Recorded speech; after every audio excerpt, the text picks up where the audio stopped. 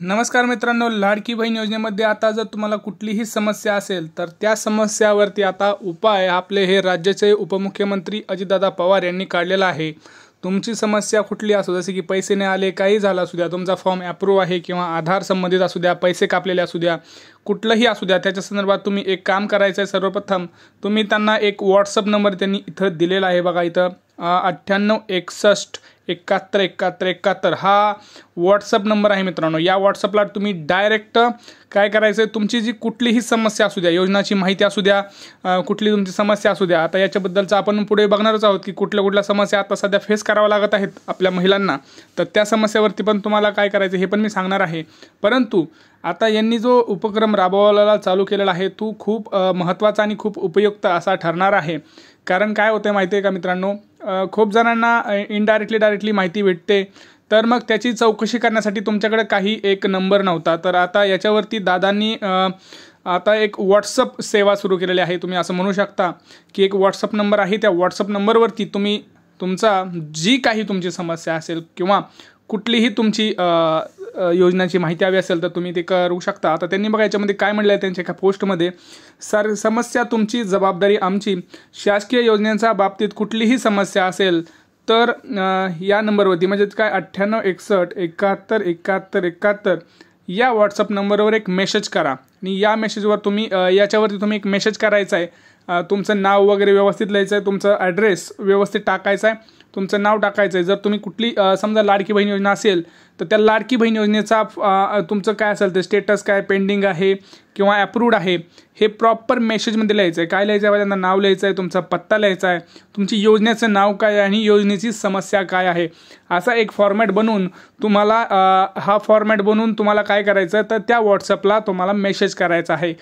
हे सगळं फॉर्मॅट का बनवायचं आहे मित्रांनो, कारण तुम्ही फक्त म्हणालात की योजनेची समस्या ही आहे, परंतु तुमचं नाव, तुमचा ॲड्रेस, तुमचं हे सगळं माहीत नसल्याशिवाय तुमची समस्या कसं सोडवणार। कारण ते काय करणार आहेत लक्षात घ्या, पुढे ती जी तुमची समस्या तुम्ही रजिस्टर केली त्या व्हॉट्सअप नंबरला सेंड केली तर तेच काय होणार आहे पुढे, तर तुमच्या दारी येऊन समस्या सोडवण्याचा प्रयत्न कार्यकर्ते करेल, प्रत्येक कार्यकर्ता करणार आहे। म्हणजेच काय, जर आता समजा तुम्ही एखाद्या अमुक गावात राहतात, आता आपण एक्झाम्पल म्हणून पुणेच घेऊया, तर पुण्यामध्ये तुम्ही अमुक एरिया, आता पुणे खूप मोठं आहे पण तिथं शोधणार कसं, त्यासाठीच ही डिटेल माहिती तुम्हाला इथं प्रोव्हाइड करणं गरजेचं आहे, जेणेकरून त्यांचा कार्यकर्ता असेल किंवा त्यांची काही शासकीय गव्हर्नमेंट माणसं असतील ते तुमच्या जवळपर्यंत पोहोचून तुमची समस्येचं निवारण करण्यासाठी त्यांना मदत होईल। लक्षात आलं मित्रांनो, हा व्हॉट्सअप नंबर एकदा तुम्ही लिहून घ्या, एकदा तुम्ही पाहून घ्या।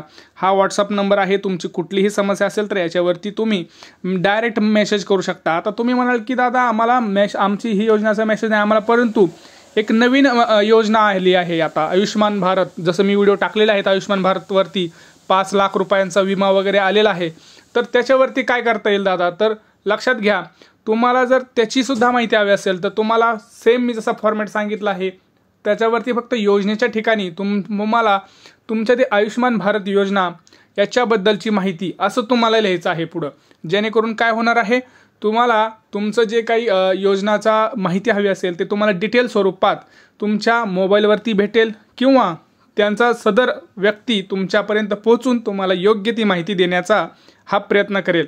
लक्षात आलं, ह्या सगळ्यांचा एक हे आहे ते ह्याचा उपयोग काय आहे समजलं सगळ्यांना।